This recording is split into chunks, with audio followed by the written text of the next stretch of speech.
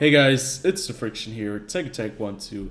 However you want to call me, I don't really care. Welcome back to World of Tanks, where we today are going to be reviewing the FV1066 Senlac. Wait a minute, this is the wrong tank. This is the right one. This is the tank that we're going to be looking at today. But first, let me talk about one or two things that have been on my mind just very quickly.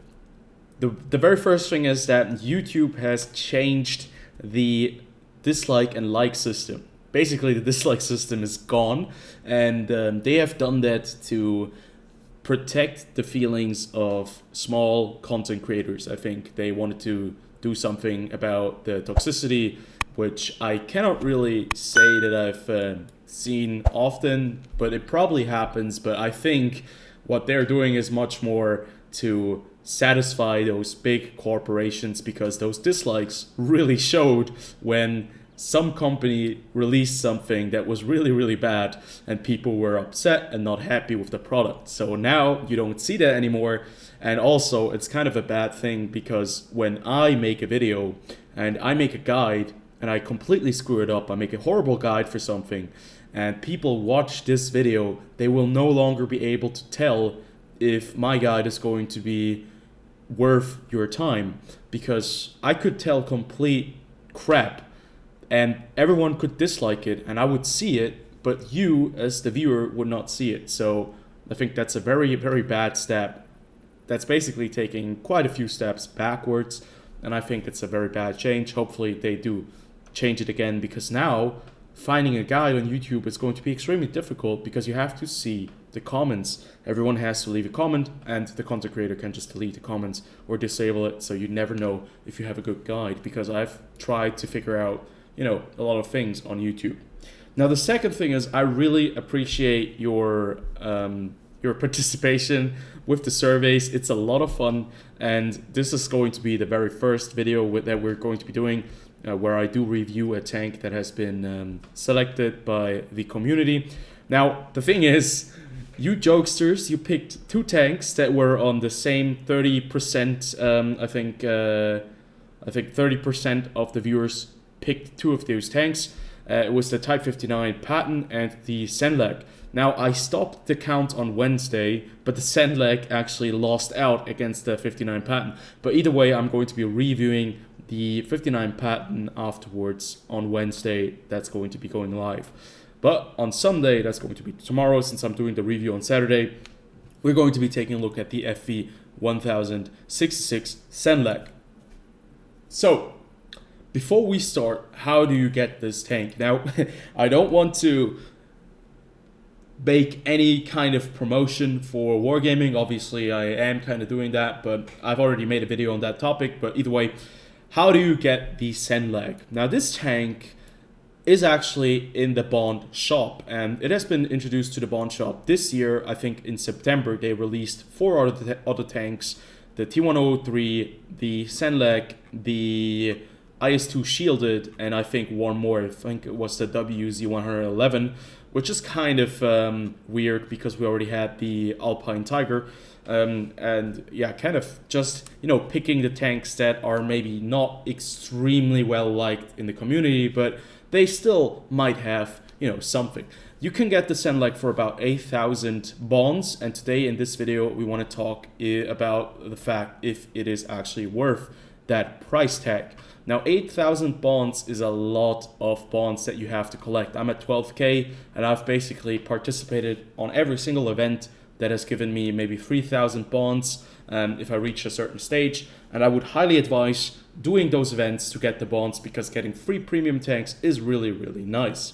Now there's another way to get the Senlac, and that is when it goes on sale, because it's actually not on the website. So you actually have to look around, because they don't sell the Senlac just out of the blue, probably on events and on Christmas. So you just know what you might get yourself into if you're interested in British light tanks for whatever kind of reason, because British light tanks are kind of a whole different story. That brings me to the next thing, and that is the very problematic stance of the Senlac. Now, I'm not saying that this tank is bad or extremely good or anything like that, but compared to the LHMTV, which we just saw at the very beginning of the video, which is the standard tier 8 British light tank, this thing is a god. And that brings me to the very, very horrible reality that is World of Tanks, and that they have power creeped basically everything at tier 8. And we can just take a look at the LHMTV and we can talk about this. Now, the British light tanks are very small and they're supposed to be very good passive scouts. And they have guns that have very big caliber for a very small tank. And you have an 85mm gun on the LHMTV. Now, this vehicle is just nowhere near as good as the Senlac. And that is a very big problem for me, because basically, you know, when they are bringing out a new tank line and they're bringing the premium tank out first, as they have always done it, basically they give you a taste of the line, and all of a sudden the premium tank is really great. You get super excited for the tank line, and it just turns out to be utter garbage because it's just nowhere near as good as the premium one. So that I just wanted to have a quick disclaimer that you know that this is not what the Tech Tree vehicles will look like. So this is a very, very rare thing for the British light tanks, and I mean, a lot of people still like the tier 9, the tier 10. I hated the tier 9, I hated the tier 8, but the tier 10 is kind of special. So maybe it's something you would enjoy. So, having said all of that, let's take a look at the Senlac and talk about its characteristics. Now, this is one of the only tanks that I actually have exterior on, and I actually have like skins and stuff where I just wanted to put stuff on. You can see I have a hand grenade on the desert camo, because I don't know, I took my time and I did it on like 3 or 4 tanks, and then I absolutely kind of got bored because it takes so much time to put all that stuff on. So either way, the Senlac, it has quite a few characteristics that we want to take a look at, and we're actually going to be comparing it to the LHMTV, which is completely filled out with a great crew and with all the same kind of equipment that I have on the Senlac.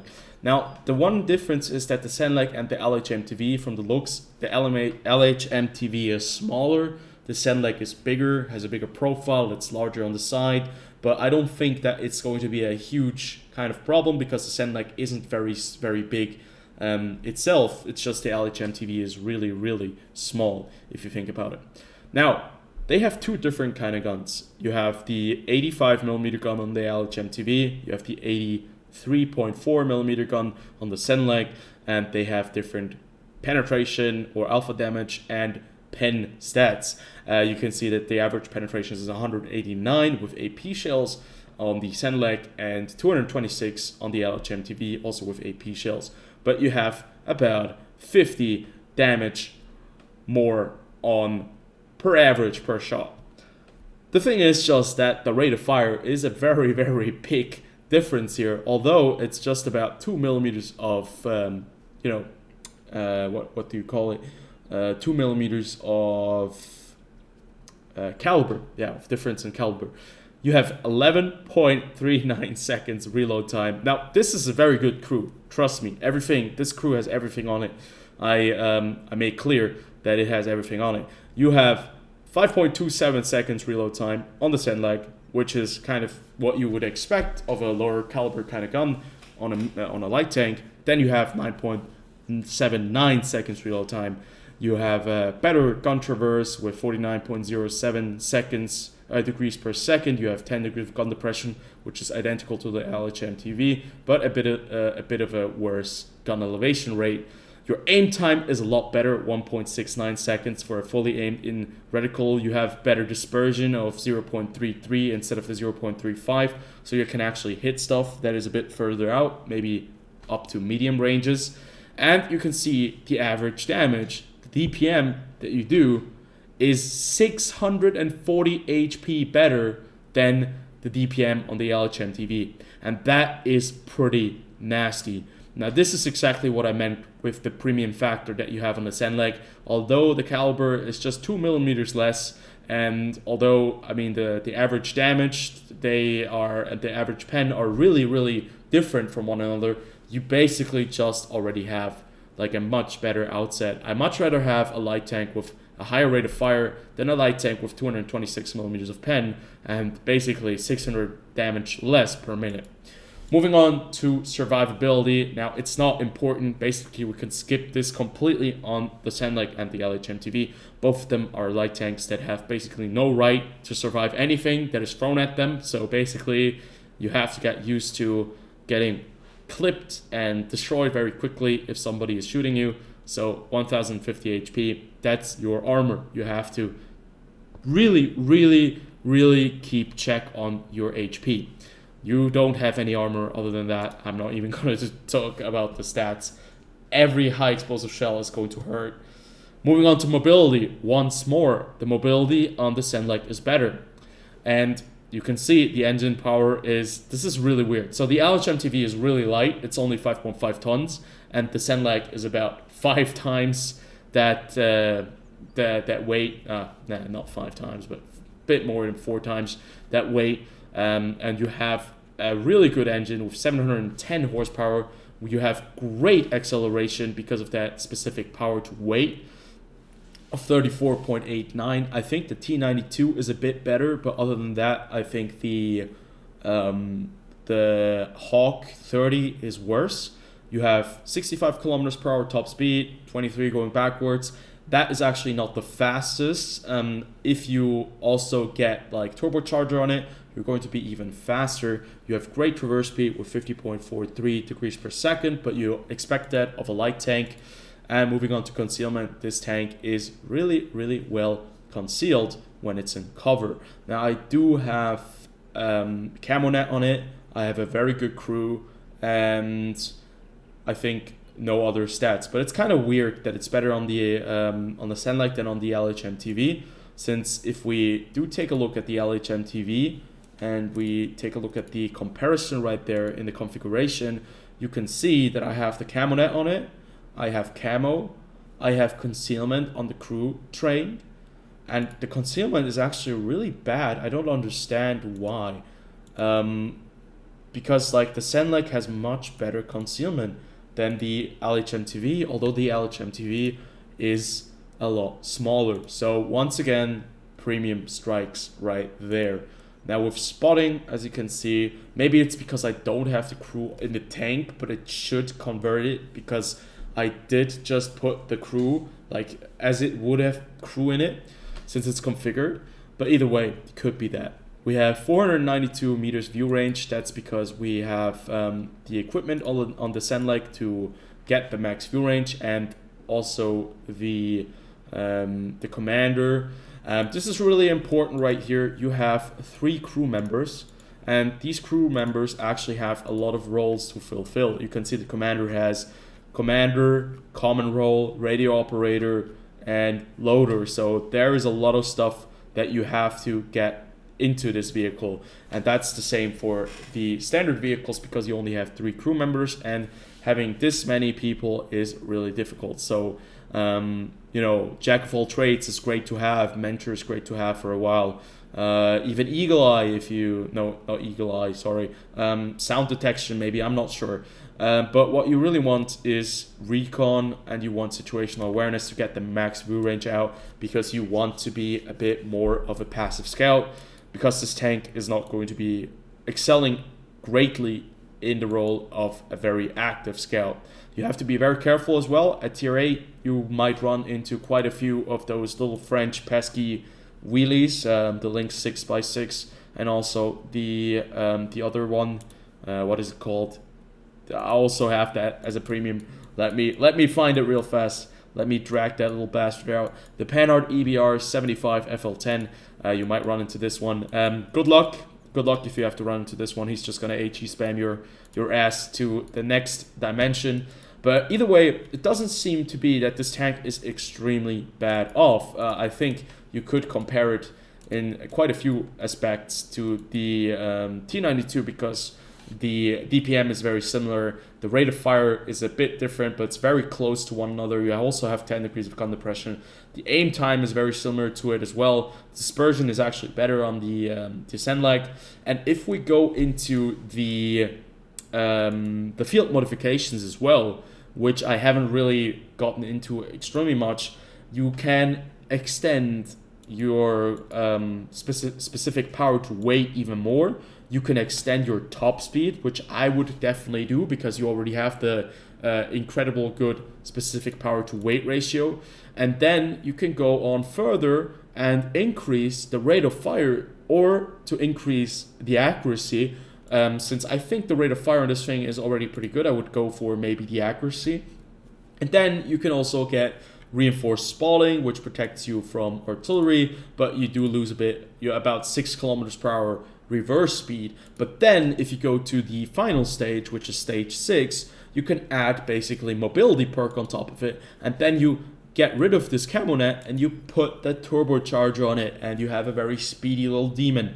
Obviously you can choose however you like, and there are a lot of ways to make this tank more proficient in certain aspects, whatever your heart desires. Now, that field modification system, it's very highly debated, and I think a lot of people do not like it and did not like it when it entered.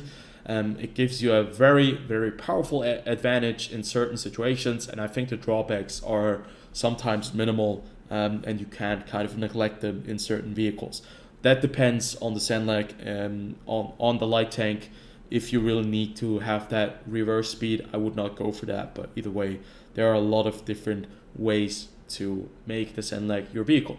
Now, this was a very long and in-depth kind of look at everything. I hope you still picked out all the important details, because I really want to be thorough, because this is a light tank, a premium that you can get for free with bonds, and you have to have the information to know what it's all about. I personally like the tank, so let's jump into the gameplay and see what it's capable of, what you should be aware of when you're playing this tank, and the weaknesses and strengths of the vehicle. Okay guys, this is really frustrating me. As you can see right here, the turret is not turning because this replay feature is once again bugged. I've tried it out several times. I've tried out different gameplays and it just does not work. So I'm sorry, you have to kind of live with this, but we just have to make the best of it. Because I have a gameplay right here prepared for you guys on the map Highway, and we're in a tier 8 matchup. Now, the Senlac is rather fast. It does accelerate quickly, but that doesn't mean that other light tanks aren't as fast as the Senlac. Now you can see the M41 Walker Bulldog, he made a very daring dash into the middle very quickly. But with our very good spotting, we managed to actually shut him down. We already have 708 spotting assistance, and if you drive over here into these little bushes, there's a lot of there's a high chance that you can actually spot tanks that are crossing into the city. Now, back in the days, the map was a bit more open, so there wasn't a lot of protection when you were driving up that slope. Nowadays, it's very, very well protected, and it's quite difficult to actually get hits on them if they do not drive over the top like that ISU 152K. But there's always one guy that does it, so I can say that it's very, very much worth it. Now, don't get too distracted by the turret. Just look at the where the reticle is. That's where the turret is actually aiming at. So, moving on, you can actually see that we are now trying to go over to the 5 line over here and get into the middle where we can spot some vehicles, hopefully some tank destroyers that are sitting at the back. Now, as I mentioned prior, this tank is not slow. It's quite fast. It accelerates very, very quickly, but its top speed of 65 kilometers per hour, I think that can be even faster if you use the right equipment, and on certain other tanks as well, they just have faster top speed or higher top speed. Now, the thing is, when you're playing a Senlac, it's very important that you kind of know where you want to go at the very beginning of the match.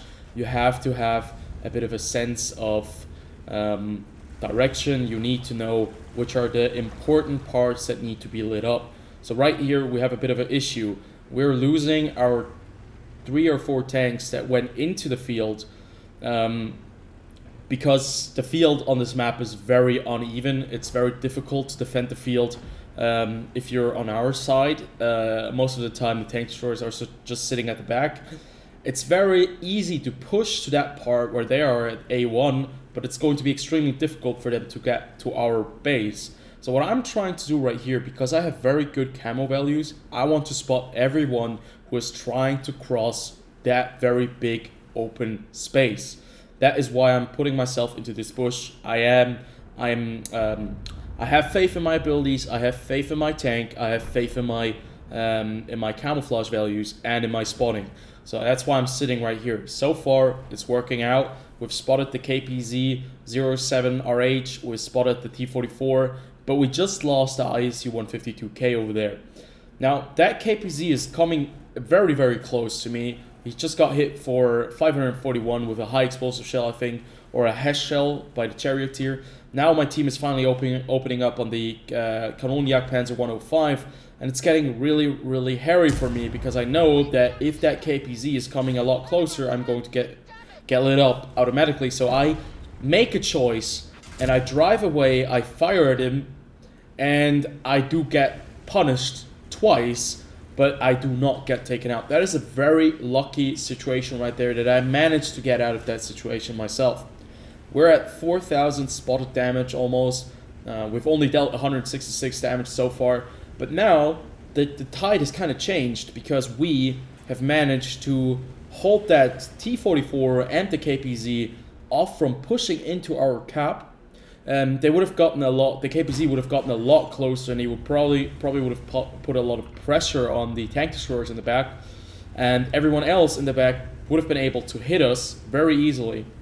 So that's why I decided to actually sit in that bush and maybe sacrifice myself for that vision. But it turns out that the tank destroyers actually were quite capable and that the spotting did assist them, but I don't think it was needed in the end. So right here, we're driving over here, we're spotting the Charioteer because we have great view range. That's what you want to really push on this vehicle. You want to have good view range because that's going to be your bread and butter when you're playing the Senlac. And you also have the ability to utilize that very, very high rate of fire on this tank. We can actually... right there's the G-SOR. Right here we have a bit of an awkward scenario where I do kind of flip my tank because I'm not a very good driver. Now, if you do fall on top of your head with the Senlac, you're going to die. It's a very, very quick and painless death, I'd say, because it's over very, very quick. But yeah, the Senlac does flip every once in a while if you're not careful. It's not as bad as the HWK-30. You know, actually HWK-30 isn't as horrible either. It's not as bad as the T-92. The T-92 wiggles forwards and backwards, and I think there are like American light tanks that flip very quickly. The T-49 flips very quickly on the side. But either way, like, we've managed to spot quite a few things at the very beginning of the match. We spotted a few things at the corner of the map, and now our team has to basically carry the rest of the game, but I think they're going to be able to do that. Unfortunately, we would have been able to probably do like 7,000 spotting, if my calculations are right, or maybe like 1,000 damage ourselves, if we would have not flipped right there. But I kind of panicked with the G-SOR when I spotted him, because I knew that the G-SOR with its auto-loading capability could take me out, but I think he was just in the reload. That's why he wasn't shooting me. But either way, the Senlac is a tank that I think has a lot of good qualities. It is quite fast. I'd say on tier 8 light tank level, it's about average, but if you compare it to the standard light tanks of the British, it's quite fast. It has a great gun, although we didn't really use it in this gameplay. the gun is actually very, very competitive. Actually, you know what? We're gonna jump into a different match real quick, where I can show you guys what the gun is actually capable of. It's going to be a defeat though, so it's not too important because I just want to show off what the gun is capable of at tier 8. And I also think that the Senlac has a very nice spotting range and very nice camouflage values. If you use the right kind of combination of field mechanics, you can make this tank very, very good. And it's certainly a tank that I would enjoy playing if I were kind of new, or if I'm a primarily light tank player and I like being a passive scout. Either way, let's jump on over to the next gameplay clip real quick and take a look at what the gun is all about. Okay, I really love the fact that on the second gameplay the camera works without a problem. So that's really weird. That's just World of Tanks, I guess. But either way, this is a match, also tier 8s and actually tier 9s this time around, where everything goes to shit very, very quickly on. I was spotting the middle at the beginning, and you can see we've just about played like maybe 2 minutes, 30 seconds. And in a scenario like this, where you really want to do damage at the end, and you notice that, well, the game is about to end, you kind of don't really have other choices or any other choice than using that gun. And that gun is actually quite capable. As we mentioned previously, it's an 83.4mm gun. It has average damage of about 180 and pen of 189. We haven't really talked about the other shells. You have APCR shells, it's premium shells with 223mm of pen. That's not going to be a lot of pen, especially going up against tier 9 vehicles or more. And if we look at the AP shell, the shell velocity is 1,000 meters per second, which is actually quite good. Now, this tank definitely was not constructed to fight any kind of opponent head-on, since we know that it has no armor. And its main focal point definitely is spotting, and maybe active spotting or passive spotting or scouting. But if you do have to utilize this gun at tier 8, you really kind of have to aim for the weak spots on tanks that have armor, because it's going to be quite difficult to actually penetrate someone with 180mm of pen. Now that is, or 189, that's not going to be working out very, very great for you, but you still have the rate of fire. Now that rate of fire and the DPM that you have are great against light tanks that you have to take out, or maybe tank destroyers that you might spot somewhere and you can shoot because you double bush it.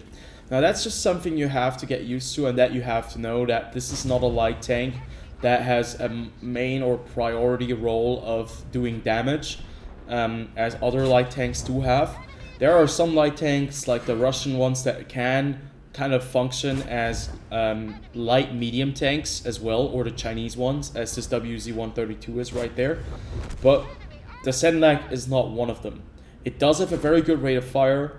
The pen is kind of lacking though, and you have to be really kind of, you have to know your opponents. You need to know the weak spots. You need to know which one or which tanks you can engage effectively to be able to reap that DPM.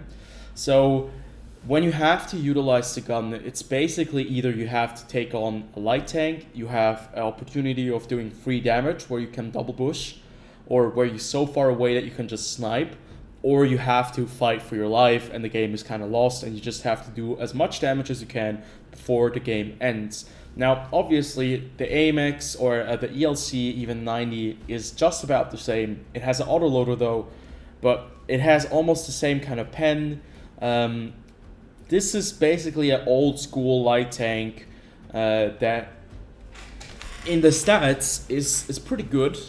I'd say overall stats are fairly good, but that is not going to be capable of fighting off several tanks as newer light tanks sometimes are able to do. It doesn't have that, you know, that crazy feature of having an autoloader as the French ones have. It just has a standard gun that doesn't have the best kind of pen, but you can still make it work if you are going up against equal tier opponents, as long as you maybe are a support element and not the main kind of protagonist of a push, because your tank only has 1050 HP, that goes down very, very quickly, and you're lacking any real protection. So this tank is much better at being passive, at being far away from the front line, or at having the ability to sit in a bush and spot vehicles. And that's something that old school light tanks and old school light tank drivers probably still like, but in the new meta is maybe a bit difficult. Now, to answer the question, now we're going over to the verdict territory. Is this tank worth your 8,000 balance? That really depends on where you're coming from. Are you a light tank driver? Do you already own all of the light tanks or all the premium tanks? Or is this going to be your very first premium tank? Is this going to be your very first choice? Now, if you're a new player to World Tanks and you've just started playing medium tanks, heavy tanks, tank destroyers, you don't really have a lot of experience with light tanks, I would really swerve away from the Senlac, because that 8,000 bonds is not going to be paying off for you in the end. I would much rather go with a defender, that AMX, M4, M49L, because those tanks are a lot easier to drive, they're more forgiving, and you're going to get the most out of your bonds. Are you a light tank enthusiast? You like playing light tanks, you have a little bit of experience in light tanks, and maybe you like to have a challenge. The Senlac is definitely a very good choice. Now, obviously, if you're a tank collector, you're going to get the Senlac either way. It's not going to be a complete disaster if you buy it. It's only going to be really bad if you hate light tanks. But if you hate light tanks and you really hate the way that light tanks have to sometimes fall back and be passive, I don't really understand the reason for you buying a light tank. But if you're a tank collector, you're going to get it either way. So hopefully you guys like this review. I certainly enjoy my Senlac. I have good games, bad games. Currently, I'm sitting at like an 83% win rate on it, because I've only played it like 20 or 30 times. But I still enjoy it when I go out, because it's a challenge. The only thing I don't enjoy playing this tank is when I have to go up against other light tanks that have extremely high explosive pens, and that's when it gets really dirty. Either way, hope you guys enjoyed. I'm working on the next review, the Type 59 patent, very soon, and we're going to see what that thing is all about. And yeah, I hope you guys have a good one. Until then, peace out.